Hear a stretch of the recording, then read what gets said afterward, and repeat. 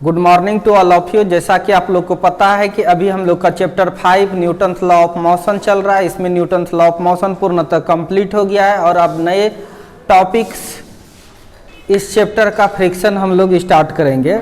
दूसरे बुक में फ्रिक्शंस का एक नया चैप्टर ही नाम दे देता है, लेकिन एनसीईआरटी बहुत सारे चैप्टर का कलेक्शन करके एक चैप्टर में ही इंक्लूड कर देता है। अब हम लोग फ्रिक्शंस के बारे में पढ़ेंगे और बहुत ही बेहतरीन कॉन्सेप्ट के साथ फ्रिक्शंस को पढ़ना होगा, तभी आप आगे कुछ और समझेंगे। फ्रिक्शन का हिंदी मीनिंग होता है घर्षण, ठीक है। तो देखते हैं हम लोग फ्रिक्शन है क्या। फ्रिक्शन मतलब क्या होता है? व्हेन टू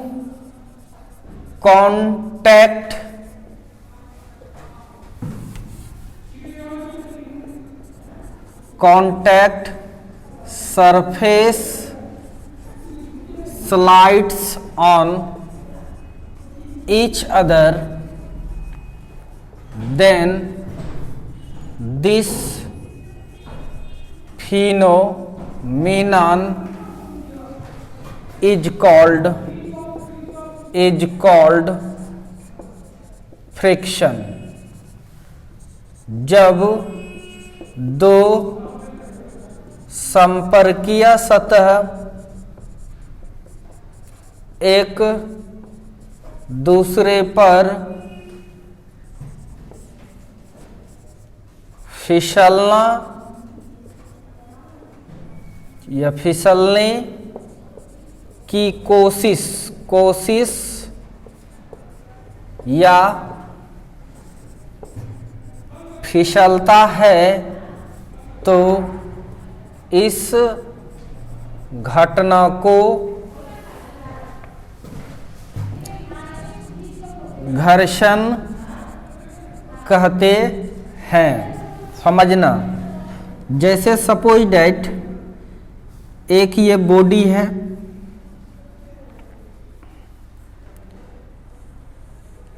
कोई भी सरफेस कितना चिकना क्यों नहीं हो, अगर उसको माइक्रोस्कोप से देखिएगा तो उसमें रफनेस होगा ही, उसमें रफनेस होना तय है।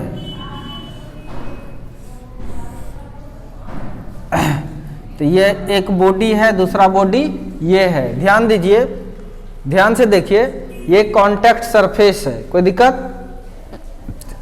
कहते हैं when two contact surface slide on each other, जब दो कॉन्टैक्ट सरफेस एक दूसरे पर स्लाइड करता है, तब जो ये घटना है नहीं, इसी को क्या कहते हैं हम लोग?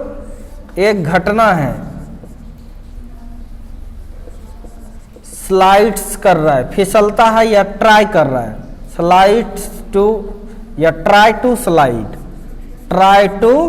स्लाइड। तो ये जो घटना है फिनोमिना, यह जो घटना है, इसी को हम लोग क्या बोलते हैं? फ्रिक्शन बोलते हैं। क्या बोलते हैं? फ्रिक्शन मतलब घर्षण। ये हो गया घटना, यानी फ्रिक्शन एक घटना है, यानी इसका हिंदी हो गया फिसलने की कोशिश, ठीक है। ये फर्स्ट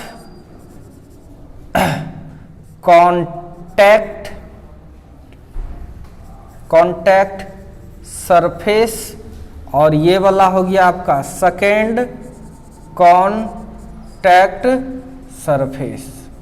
तो समझ में आ गया। अब हम लोग फ्रिक्शनल फोर्स के बारे में पढ़ेंगे।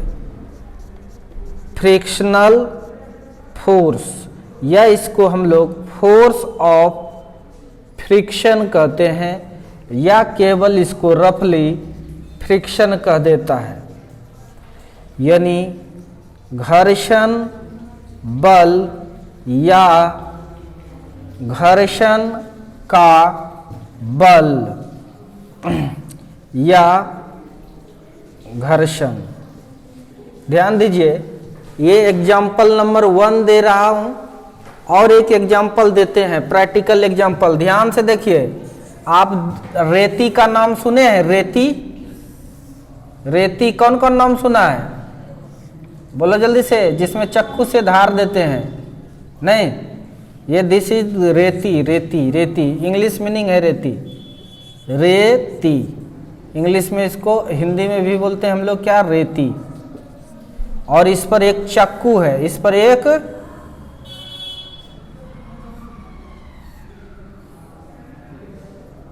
ये चाकू है। जब इसको फिसलाते हैं, स्लाइड्स करवाते हैं, क्या करते हैं इस पे, स्लाइड्स मतलब फिसलाना, तब ये क्या है, ये घटना ही आपको कहलाता है क्या, फ्रिक्शन, मतलब क्या, घर्षण। समझ में आ रहा है कि नहीं? नहीं, रेती पर जब चाकू को फिसलाते हैं तो किसके कारण, घर्षण के कारण ही, फ्रिक्शंस के कारण ही इसमें धार आ जाता है। समझ में आ रहा है कि नहीं? किसके कारण आता है, फ्रिक्शन के कारण। कोई दिक्कत? समझ में आ रहा है कि नहीं? अगर फ्रिक्शन नहीं रहेगा तो धार नहीं होगा। वो जो लाइन लाइन सा बना है वो फ्रिक्शन है। जैसे कोई टायर में जो ग्रिप है वो क्या है, उसका फ्रिक्शन है। जूता में जो ग्रिप है वो फ्रिक्शन है। रोड में थोड़ा बहुत उबड़ खाबड़ जो है वो क्या है, फ्रिक्शन है। यानी रुखड़ा सरफेस का फ्रिक्शन ज्यादा होगा, चिकना सरफेस का फ्रिक्शन कम होगा। कोई दिक्कत? जब फिसलने की कोशिश करता है तो एक फोर्स लगता है, उस फोर्स को हम लोग फ्रिक्शनल फोर्स कहते हैं। इसके बारे में पढ़ेंगे। जल्दी से इसको लिखिए आप लोग। तो लिखेंगे, ऊपर मिटाएं,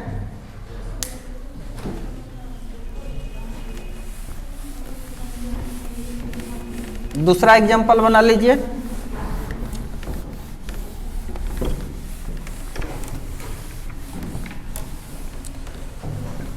दूसरा देखिए, फोर्स ऑफ फ्रिक्शन किसको कहते हैं, when two contact surface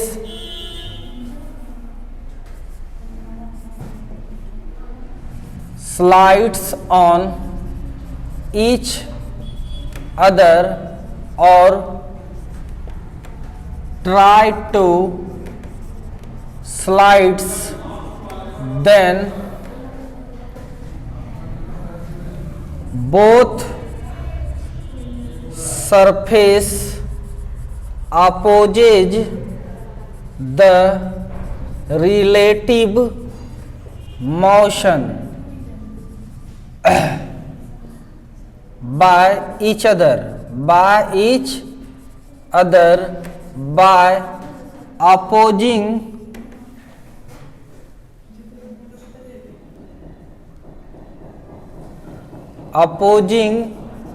nature of force.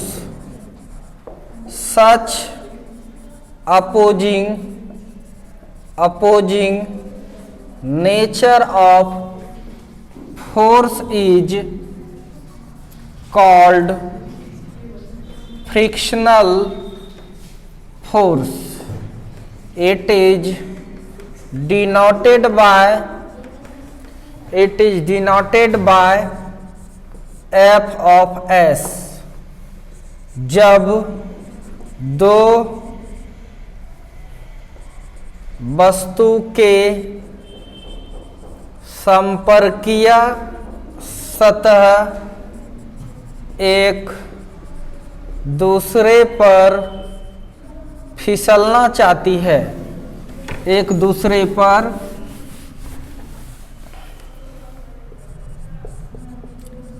फिसलने की कोशिश या फिसलती है, तो दोनों संपर्कीय सतह एक दूसरे के सापेक्षिक गति का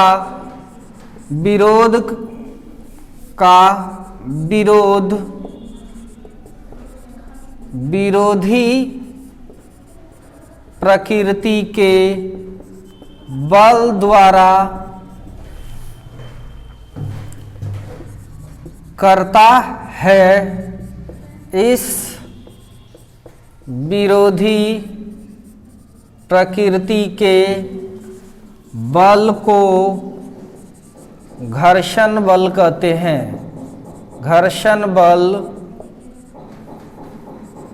कहते हैं, इसे एफ ऑफ एस द्वारा सूचित करते हैं, सूचित करते हैं। ध्यान से देखिएगा बाबू, एकदम ध्यान से देखना है। देखिए एक बॉडी ये ले लिया मैंने, ठीक है, और दूसरा बॉडी हम ले रहे हैं, ये संपर्क में है। किस में है? ये संपर्क में है। ध्यान से देखिए, ध्यान से देखिए, जैसे यह फिसलने की कोशिश करता है, ध्यान से देखो। चलो पहले लो एक्सपेरिमेंट, इसको देखना बहुत जरूरी है। फ्रिक्शन फोर्स को जैसे करें वैसे कीजिए। जब दो कांटेक्ट सरफेस लेना, एक ले लो ये, दूसरा लो ये, सटाओ जल्दी से, हाथ सटाओ, फ्रिक्शन देख लो एक बार। कह रहे तो नहीं समझ में आ रहा है, बंद कीजिए इसको, नहीं एक भी प्रॉब्लम नहीं बनेगा। ये फ्रिक्शन है, मतलब जब दो कांटेक्ट सरफेस एक दूसरे पर स्लाइड करने की कोशिश करता है, कोशिश करता है, खाली ऐसे ऐसे करते, रोज करते हैं, नहीं किए कभी। देखना है फ्रिक्शन क्या है, कौन सा है फ्रिक्शन। स्लाइड करने की कोशिश करो, आगे करने की कोशिश किए, तो यहां से जब देखेंगे तो इसके रिस्पेक्ट में ये आगे मोशन हुआ, बोलो जल्दी से, करने की कोशिश करो, आगे आगे करने की कोशिश करो। देखो तो इसका स्किन किधर भागा,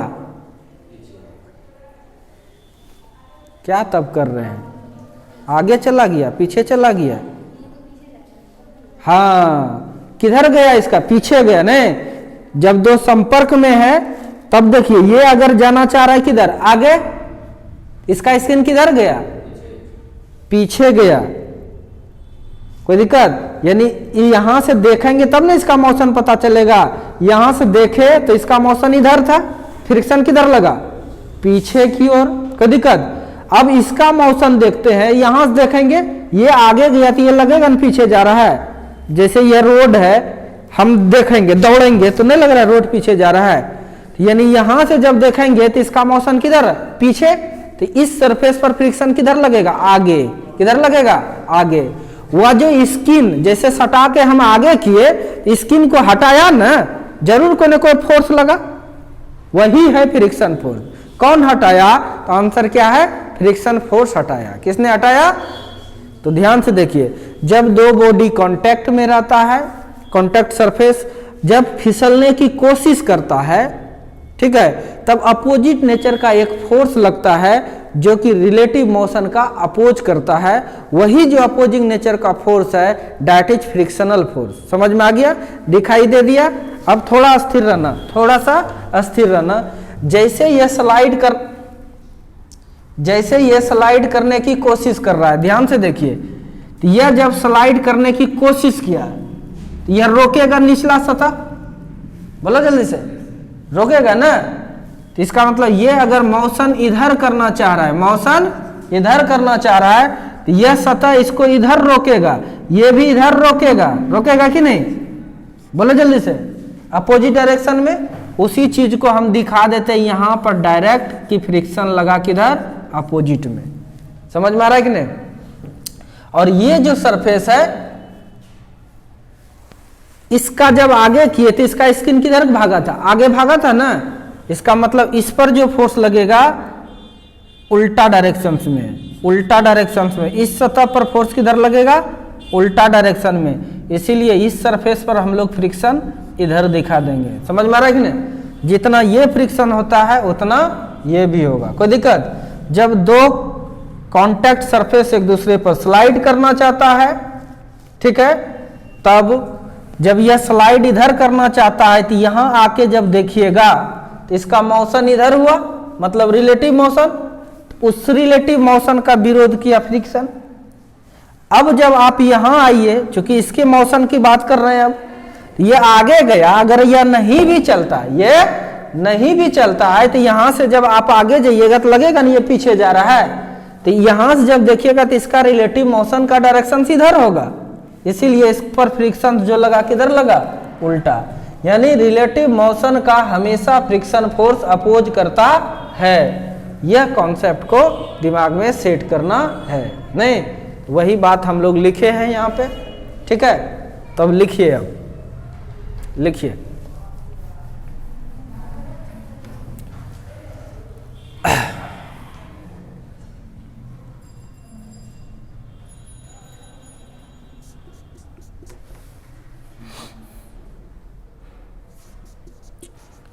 डायरेक्शन ऑफ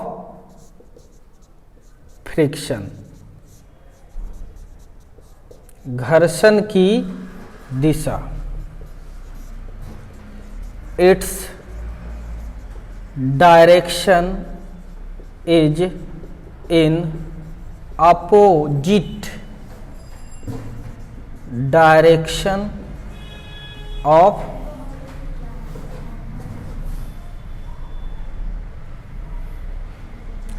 रिलेटिव मोशन और स्लाइड्स। इसकी दिशा हमेशा सापेक्षिक गति या इसको कह सकते हैं फिसलन के विपरीत दिशा में होती है, के विपरीत दिशा में होती है। मिटाओ इसको, मिटाओ।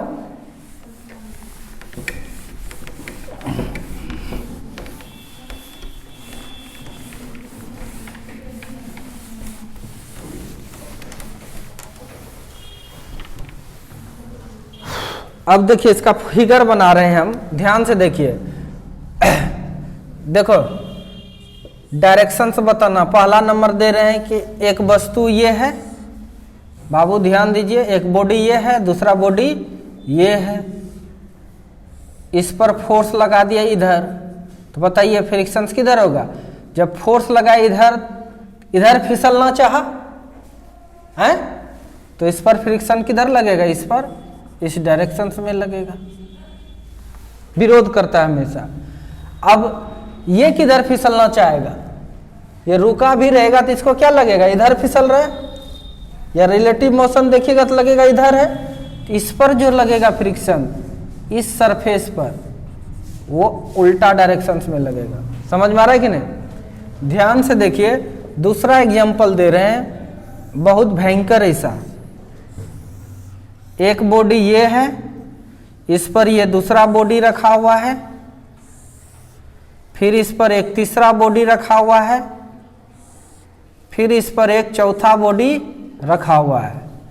हमने फोर्स दे दिया इसको इधर, तो इस सरफेस पर फ्रिक्शन इधर लग जाएगा। बोलो Fs1, इतना ही लगेगा इस पर, इस डायरेक्शन में Fs2। जितना ये होगा उतना ही ये। ध्यान से समझिए। अब देखिए, अब इसको कौन खींच रहा है? ये वाला खींच रहा है। अब इधर लगेगा तब फ्रिक्शन कितना? Fs2। कोई दिक्कत? अब उतना ही फ्रिक्शन फिर इधर लगेगा Fs2। फिर अब इस पर Fs2 फोर्स लग रहा है, इधर एक फ्रिक्शन लगेगा। अब वो कुछ अलग फ्रिक्शन होगा जो Fs3 होगा। अब इतना ही लगेगा इस डायरेक्शन में, इस सतह पर, इस पर Fs3। अब क्या अगर यह चलेगा, यहाँ ग्राउंड पर रहेगा तब ना। इस तरह से आप समझ रहे हैं कि नहीं?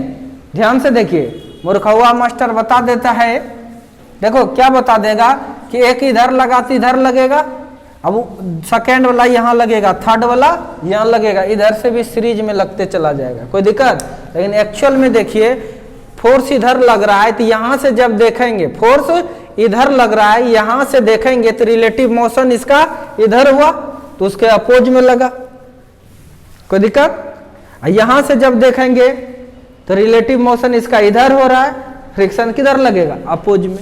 कोई दिक्कत? अब यह फ्रिक्शन इसको लेकर के आगे बढ़ेगा, नहीं होता? जैसे इसको खींचेंगे तो सारा वस्तु अगर खिंचा रहा है, फ्रिक्शन के कारण से जाएगा। कोई दिक्कत? तो इस तरह से फ्रिक्शन लगता है। लिखिए डायरेक्शन फ्रिक्शन का।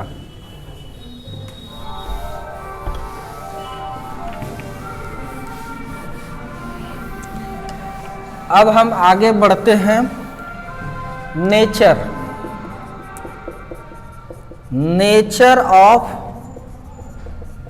फ्रिक्शन, घर्षण का प्रकृति। क्या प्रकृति है इसका? पहला लिखेंगे, it is a surface force, यह सतहीय बल है, बल है। दूसरा number, it is an artificial force, यह कृत्रिम बल है। तीसरा, it is a contact force, यह संपर्कीय बल है। चौथा, it is greater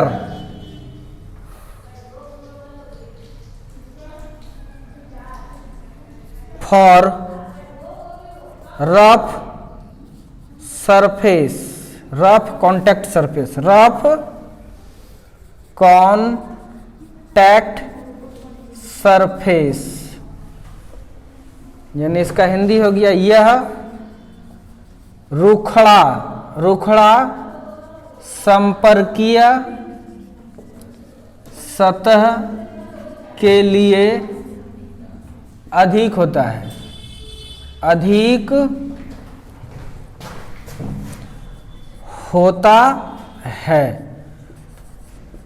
it is small for smooth contact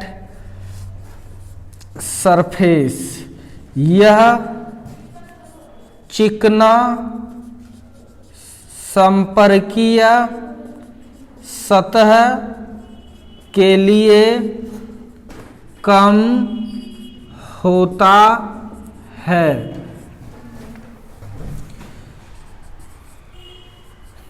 this force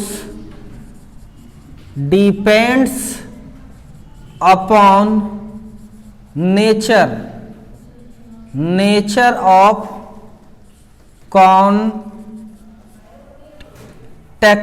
contact surface, यह बल संपर्कीय सतह के नेचर मतलब प्रकृति कैसा है, प्रकृति पर निर्भर करता है।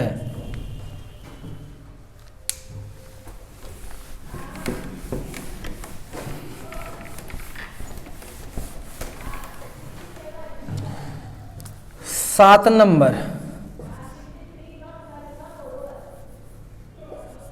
It is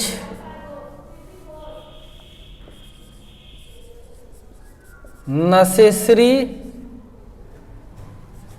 evil for daily life,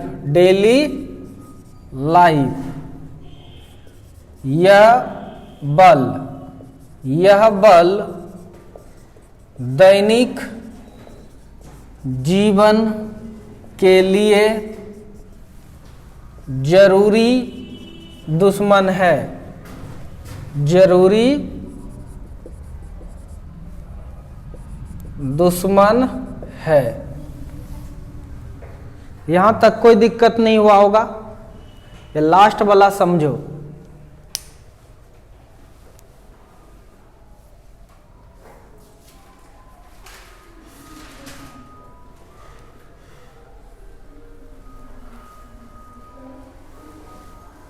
ये सब समझ में आ गया होगा। ये सरफेस फोर्स है, ये आर्टिफिशियल है, सब पढ़ा चुके हैं हम लोग। नीचे फिनिश्ड हो गया।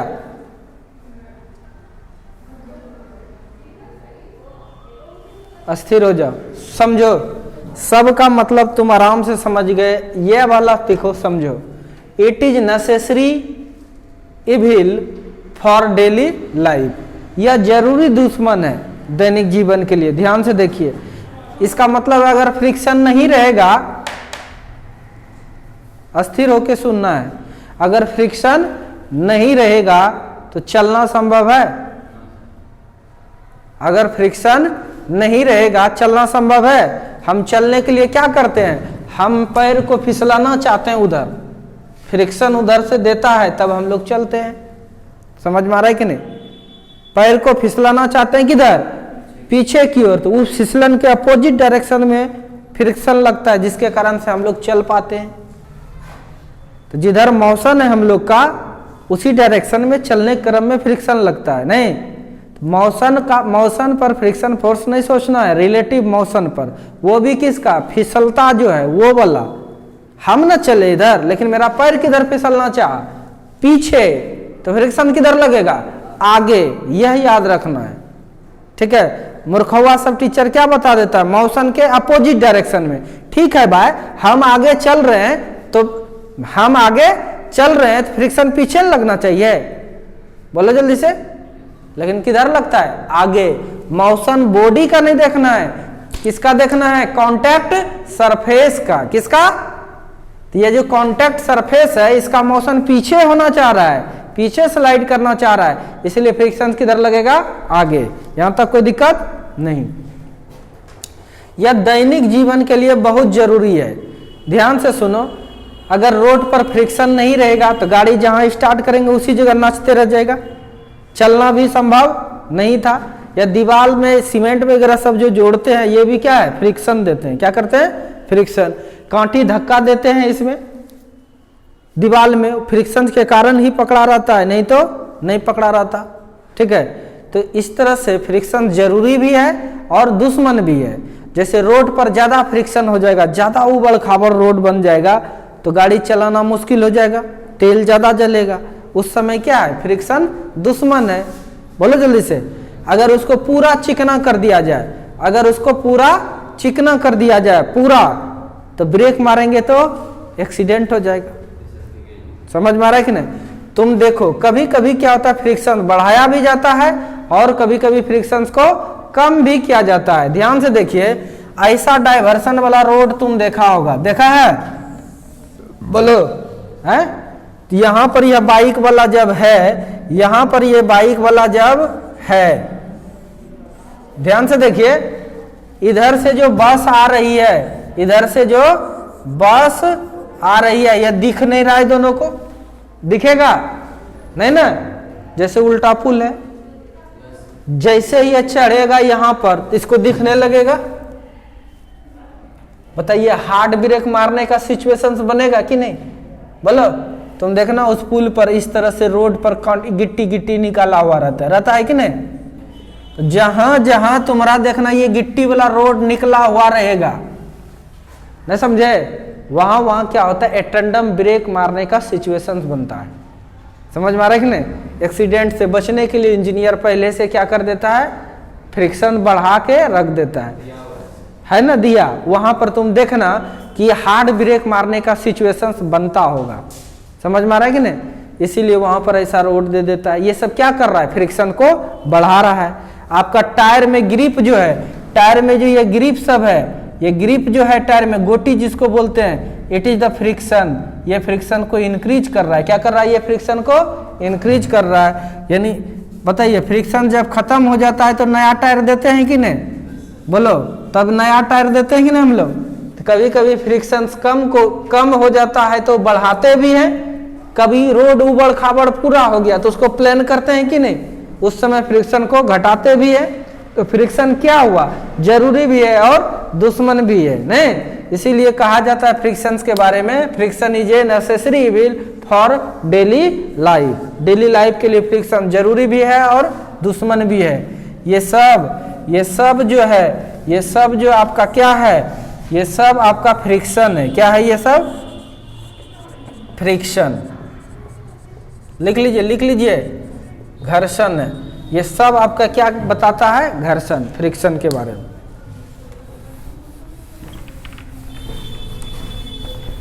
आई होप आपने फ्रिक्शन को देख लिया।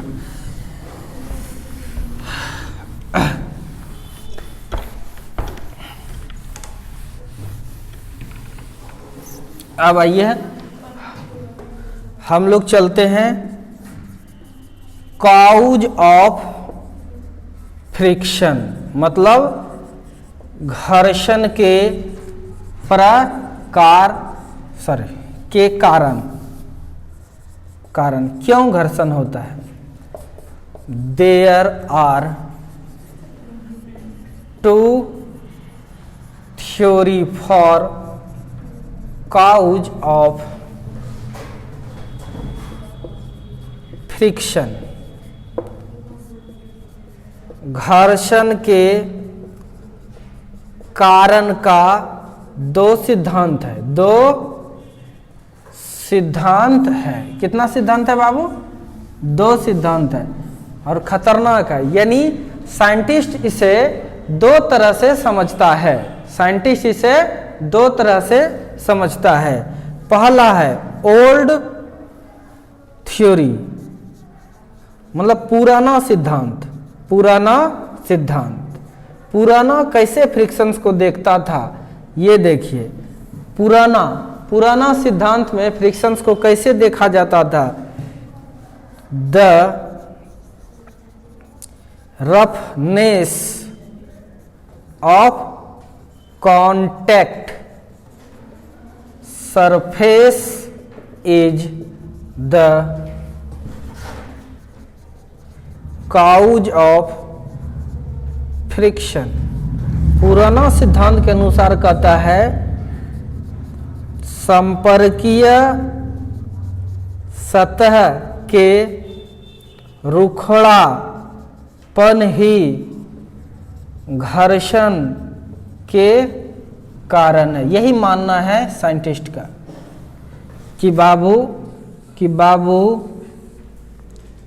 कि सपोज डैट यह बॉडी है और ये जो रूखड़ा सरफेस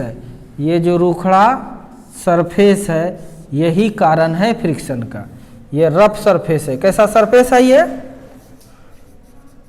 रफ सरफेस, मतलब रूखड़ा सतह है। यही है कारण, यही है काउज, मतलब कारण। किसका भाई? फ्रिक्शन का। किसका? फ्रिक्शन का। ऐसा मानना है साइंटिस्ट का। पुराना ओल्ड सिद्धांत सही होगा, फिर गलत भी हो सकता है, कोई दिक्कत। लॉ अटल सत्य होता है, सिद्धांत बदल सकता है। मिटा दें ऊपर।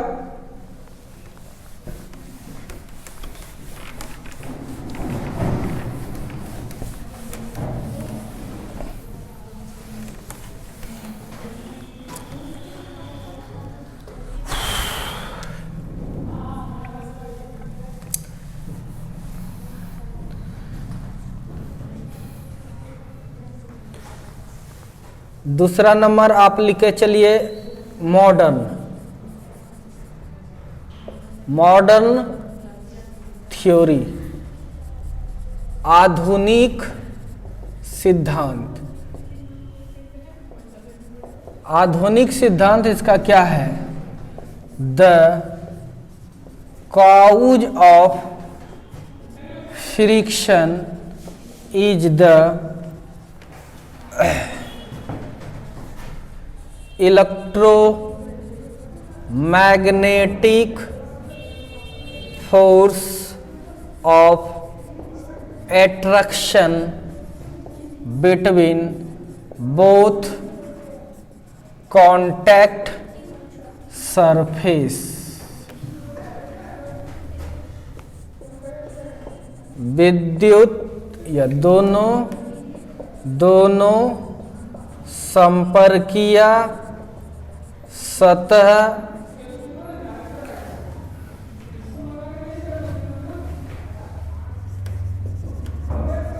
मॉलिक्यूल्स, दोनों संपर्कीय सतह के मॉलिक्यूल्स के बीच विद्युत चुंबकीय आकर्षण बल, विद्युत चुंबकीय आकर्षण बल घर्षण बल के कारण है। काहे कि अगर ऐसा खूब चिकना सतह ले लेगा तब फिर भी कुछ ना कुछ फ्रिक्शन रह ही जाता है, तब फिर भी कुछ ना कुछ फ्रिक्शन रह ही जाता है। यह जो पुराना सोच था यह 100% फ्रिक्शन के बारे में बता नहीं पा रहा है। मॉडर्न वाला देखिए, दोनों संपर्कीय सतह के मॉलिक्यूल के बीच विद्युत चुंबकीय आकर्षण बल घर्षण बल के कारण है। यह क्या कहना चाहता है, ये देखिए, ये कैसे फ्रिक्शंस को बताना चाहता था। ध्यान से देखिए कि इसने लगाया इधर, इसने इसको धक्का दिया इधर, इसने दिया इधर, तो ओवरऑल फ्रिक्शन इधर लगा देते थे, कोई दिक्कत। और जब इसने धक्का दिया इधर तो इस पर लगा इधर, ये फिर किया इधर, ये किया इधर, ये किया इधर, और ओवरऑल फ्रिक्शन इधर दिखा देते थे हम लोग। समझ में आ रहा है कि नहीं? लेकिन मॉडर्न थ्योरी के अनुसार देखिए क्या है, ध्यान से देखिए, एक ये बॉडी है, चिकना रहे या कुछ रहे उससे कोई मतलब नहीं, पूरा चिकना ही ले लिए हम, और यहाँ पर दूसरे बॉडी को रख दिए। केमिस्ट्री थोड़ा सा आप सीखिए, जानते होंगे कि कोई भी चीज जो जुड़ा हुआ एक दूसरे से इंटरमॉलिक्यूलर फोर्स से, कैसे इंटरमॉलिक्यूलर फोर्स से ही जुड़ा हुआ एक दूसरे से। सारा मॉलिक्यूल्स एक दूसरे पर फोर्स लगाता है, फोर्स ऑफ अट्रैक्शन, इसी से जुड़ा हुआ रहता है। वह फोर्स ऑफ अट्रैक्शन जो है ना किस नेचर का होता है, तो answer electromagnetic wave, sorry electromagnetic force के नेचर का। कोई दिक्कत? तुम समझो इसका मॉलिक्यूल्स यहाँ है, मॉलिक्यूल्स यहाँ पर है, यहाँ पर है, यहाँ पर, इस तरह से बहुत सारे मॉलिक्यूल्स होंगे, बहुत सारे मॉलिक्यूल्स होंगे। बताइए, सब एक दूसरे से अट्रैक्शन है, बोलो जल्दी से। सारा इसका मॉलिक्यूल इसको अट्रैक्ट कर रहा है, अट्रैक्ट कर रहा है, अट्रैक्ट कर रहा है इंटरमॉलिक्यूलर फोर्स से। कोई दिक्कत? अब जब आप इस पर फोर्स लगाइएगा, अब जब इस पर फोर्स लगाइएगा, ध्यान दीजिएगा इस चीज को, अब जब इस पर फोर्स लगाइएगा तो इसका मॉलिक्यूल्स भाग गया उधर, ये जाने क्या जाने नहीं देगा, ये जाने है एकदम नहीं समझना चाहता है। फिजिक्स को फिजिक्स की तरह पढ़िए ना जी, थोड़ा सा ठोको उसको, इधर देखो, फिजिक्स को फिजिक्स की तरह पढ़िए। ये क्यों रुका हुआ है? अट्रैक्शन फोर्स लगता है। अट्रैक्शन क्या? हम आपको खींचे, आप हमको खींचिए, तो वही ना अट्रैक्शन। तो ये वाला मॉलिक्यूल इसको खींच रहा है इधर, बोलो जल्दी से। यह भी क्या कहेगा, तुम मत जाओ, इधर आओ। समझ में आ रहा है कि नहीं?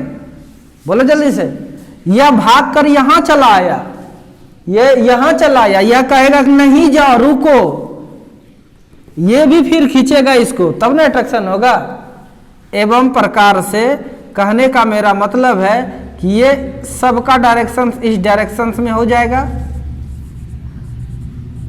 और इस सब का डायरेक्शन किधर हो जाएगा, इस डायरेक्शन में हो जाएगा। हो जाएगा कि नहीं? यह जाने के लिए उसको नहीं देगा, खींचेगा। ये सब मॉलिक्यूल उसको खींचेगा और इसका मॉलिक्यूल्स अपनी ओर खींचेगा इसको, नहीं तब फिर भी जबरदस्ती खींचिएगा। तो वो जो खींचेंगे जबरदस्ती, तो फोर्स लगाएंगे ना, बर्बाद करेगा ना कुछ फोर्स, वही फोर्स जो है फ्रिक्शन फोर्स है। इसीलिए हम लोग फ्रिक्शन इस पर इधर दिखा देते हैं और इस पर सरफेस पर फ्रिक्शन इधर दिखा देते हैं। कोई दिक्कत? तो यहाँ पर कौन सा फोर्स लग रहा है, ये कौन सा फोर्स लग रहा है इसके बीच में? आंसर क्या है? Electromagnetic force, electromagnetic force. कौन सा लग रहा है? Electromagnetic force. रियल में यह इलेक्ट्रोमैग्नेटिक फोर्स जो है ना नेचर है, नेचर है किसका पता है? इंटर मॉलिक्यूलर फोर्स का। समझ में आ रहा है कि नहीं? इंटरमॉलिक्यूलर फोर्स का ही नेचर को हम लोग क्या कहते हैं? Electromagnetic force. इसका मॉलिक्यूल एक दूसरे से बंध जाना चाहता है, समझ में आ रहा है कि नहीं? लेकिन तब फिर भी फोर्स लगाकर जब खींचना चाहते हैं तो विरोध करना होता है, नहीं? वही जो विरोध होता है उसी को फ्रिक्शन बोलते हैं। वाजिब में फ्रिक्शनल फोर्स का नेचर कैसा होता है? तो आंसर क्या है? इलेक्ट्रोमैग्नेटिक होता है। कैसा होता है? इलेक्ट्रोमैग्नेटिक होता है। कोई दिक्कत? जो कि इंटरमॉलिक्यूलर नेचर को ही हम लोग ये इलेक्ट्रोमैग्नेटिक फोर्स कर देते हैं। कोई दिक्कत? तो लिखिए, ये है कॉन्सेप्ट फ्रिक्शन का। इसको मिटाऊं, इसको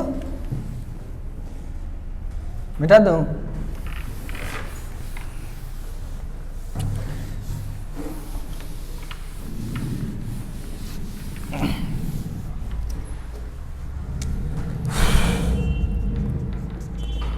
टाइप्स ऑफ फ्रिक्शन, घर्षण के प्रकार। ठीक है, पहला नंबर ले रहे हैं आपका, दो तरह का घर्षण होता है कि स्टैटिक, एक डायनामिक्स। स्टैटिक्स फ्रिक्शन मतलब होता है एस्थेटिक घर्षण। When to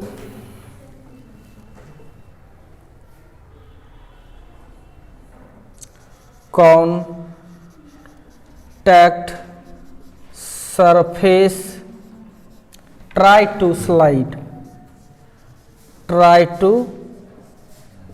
slides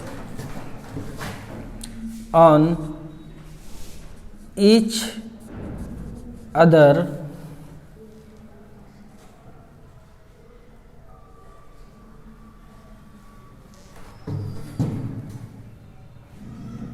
then that situation force of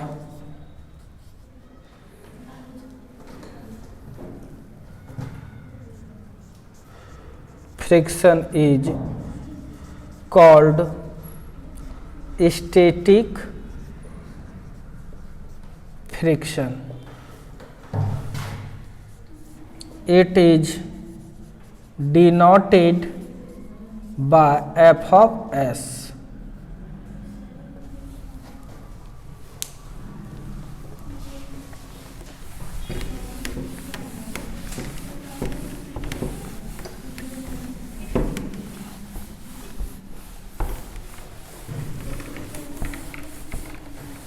या दूसरे शब्दों में इस चीज को लिख सकते हैं, when external force is applied on static body, then if it does not move, then that situation friction comes into play is called static friction.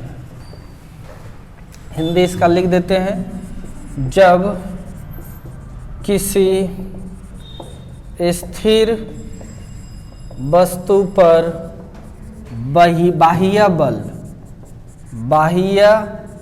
बल लगाया जाता है एवं इस बल द्वारा वस्तु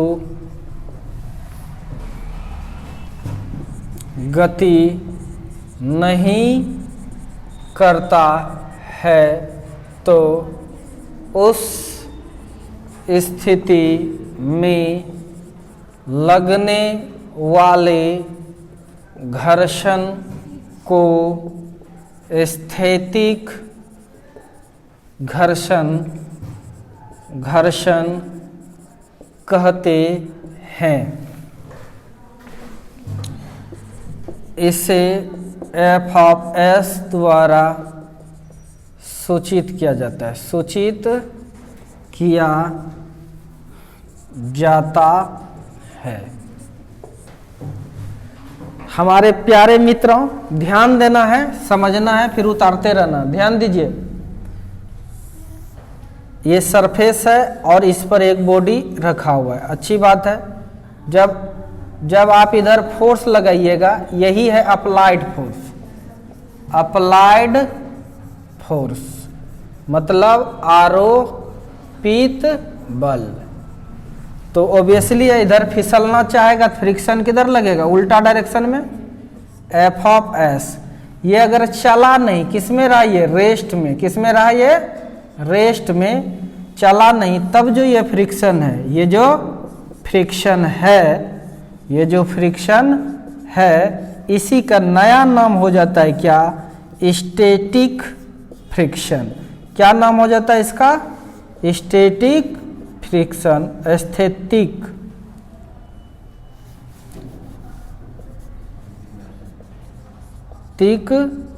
घर्षण। जब चलेगा नहीं, ध्यान से देखिए, एक एग्जाम्पल देकर के आपको समझा रहे हैं। ध्यान से देखो, अगर अप्लाइड फोर्स लगाए 1 न्यूटन तो फ्रिक्शन भी कितना होगा पता है, 1 न्यूटन। कितना होगा, अगर अप्लाइड फोर्स अगर 2 न्यूटन लगाए, वस्तु चला नहीं, इसका मतलब क्या है, फ्रिक्शन 2 न्यूटन लग गया। 2 इधर लगाए, 2 इधर लग गया, तब तो नहीं चला। फॉलो कर रहे हैं बात को, 2 इधर लगाए नहीं चला, इसका मतलब फ्रिक्शन लग गया होगा 2। अगर अप्लाइड आप 3 न्यूटन कर देते हैं तो फ्रिक्शन आपका भी 3 हो जाएगा। पतित फोर्स है ये, पतितो है ये, ठीक है। ये 4 न्यूटन मतलब ये किताब का भाषा है, हम इसको समझते हैं। ये क्या है, 4 न्यूटन। समझ में आ रहा है कि नहीं। अगर जैसे अप्लाइड फोर्स किए 5 न्यूटन तो फ्रिक्शन भी, देखिए यहाँ पर समझने वाली बात है, फ्रिक्शनल फोर्स जो है ये भी हो गया कितना, 5 न्यूटन। अब यह वस्तु चलने की स्थिति में आ गया, नहीं समझे। जब तक चला नहीं तब तक अप्लाइड फोर्स फ्रिक्शन फोर्स के बराबर है। अप्लाइड फोर्स फ्रिक्शन फोर्स के बराबर है। समझ में आ रहा है कि नहीं। जैसे ही 5 लगाते हैं, वस्तु चलने की स्थिति में आ जाता है, इसका मतलब यह मैक्सिमम हो गया। ये क्या हो गया, अब मैक्सिमम, इससे ज्यादा अब नहीं लगेगा। ये अगर 10 लगाइएगा, अप्लाइड कितना लगाइएगा 10, तब फिर भी फ्रिक्शन 5 लगते रह जाएगा, उससे थोड़ा कम हो जाता है, सिखाएंगे कल। और ये जो मैक्सिमम स्टैटिक फ्रिक्शन है, इस चीज का एक नया नाम आएगा जो कि कल पढ़ेंगे हम लोग, लिमिटिंग फ्रिक्शन। हिंदी में नाम कहें तो सीमांत घर्षण।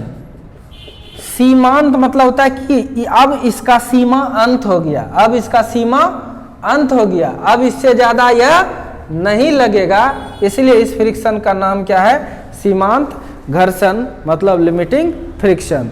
कल लिखेंगे हम, maximum static friction is called limiting friction. समझ में आ रहा है कि नहीं। तो यहां से क्या निकल के आ रहा है, तो ध्यान से देखिए, यह चीज याद रखना, यह चीज याद रखना। यह एक्सपेरिमेंट से आपको क्या बताना चाहे हम, या यहां नहीं लिखेंगे, नीचे ही लिखेंगे।